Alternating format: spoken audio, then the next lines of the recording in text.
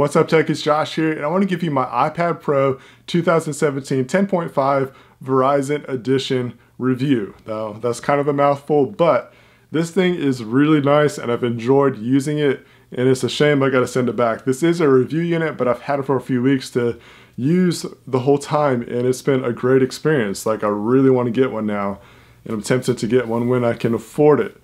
It's going to be hard saying bye to this device. There's some devices that I have to send back that I'm like, that was a good experience. I'm not going to miss it too much. It was still good. But this one, I definitely want to get something like it. I might get the bigger one. Anyways, let me go ahead and get on into the review. It's going to be a quick and short one because there's not a lot to talk about, but most of it's good. I want to give you some of my reservations as well. So let's start out with those reservations. There's just a couple that I'm not too keen about. One, it's kind of like a cosmetic issue. The thing is a fingerprint magnet. It just gets fingerprints so easily that you're probably going to get a tempered glass screen protector to put on top of this, something that has a better coating on it to where you can wipe it off easy. This doesn't wipe off too easy, so I don't really like the texture, the whatever that they put onto the iPad. It just marks up extremely easy, and it looks kind of grimy at times. So you definitely want to carry around a wiping cloth at least if you're not going to get a tempered glass or something like that. Which I recommend getting a tempered glass because it's, you know, going to protect your device just in case any drops, anything gets banged up, you're going to have your screen looking good all the time. And the other thing is actually about the screen again. It's kind of weird when you press down onto the screen, it flexes quite a bit. I don't know if that's a normal thing or not. This has been the first iPad I've had in a while, or let's say an upgraded iPad. I've used other ones sparingly here and there from friends and stuff. But the last one I own, I still own it, is the iPad mini first generation. So anyways, I don't recall experiencing it with that. But with this one, when you press down, even the slightest bit, you see some flex in the display. So I just don't like that much. But it might be some, I don't know, there might be a reason for it. I'm just not sure what. But it kind of takes away from the quality of it. So I don't know, let me know down in the comments if you know the reason why it seems to flex quite a bit. Is it because of the Apple Pencil or anything like that? And even still talking about the screen, we can kind of move into what I do like, is that this is a really nice form factor. It's the 10.5 edition, but the bezels have shrunk on the side, so it's really nice that they've done that, and it's a smaller form factor than what we saw before. So it's really cool. I think it's a great size. I love this size. I want to experience the 13-inch one though. I think that would be pretty boss, but I definitely want to get the Apple Pencil if I do end up getting that large iPad. There's just so much that I was impressed with while using this. As a matter of fact, my work MacBook Air was being worked on and getting some stuff installed for work purposes, and I was out of a computer, but I still had to get some work done. And I was surprised at the amount of work I was able to get done using the iPad. Mind, this is all I have with it. No keyboard, no accessories, or anything like that. I was able to do normal tasks like emails, some documents, things like that, but I was also able to use Canva, and that's an app I use for work all the time for some designs that we do for my workplace. I thought it was impressive that I was able to still work on those designs even though not having an actual laptop, MacBook, or whatever, and still use the iPad to do that.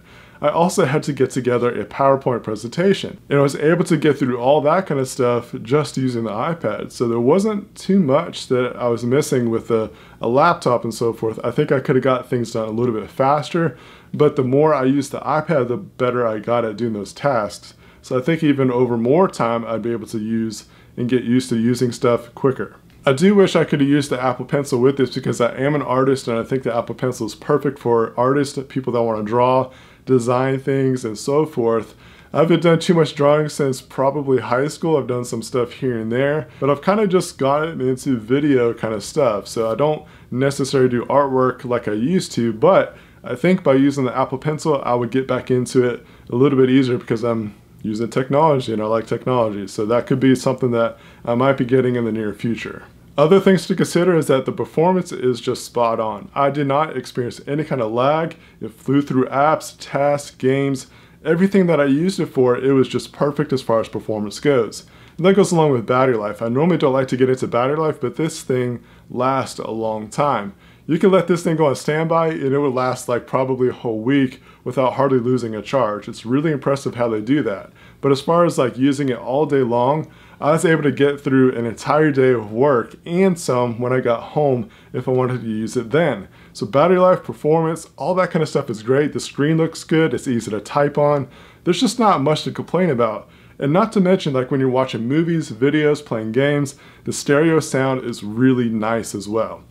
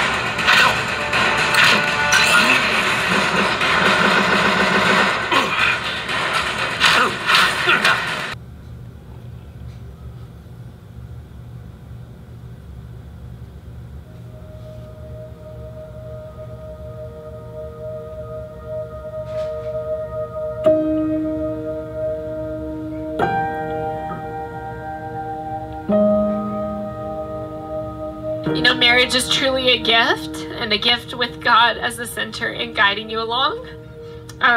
It isn't perfect, love isn't perfect, but God's love is perfect. And it isn't a fairy tale or a storybook. It doesn't always come easy. Love is overcoming obstacles, facing challenges.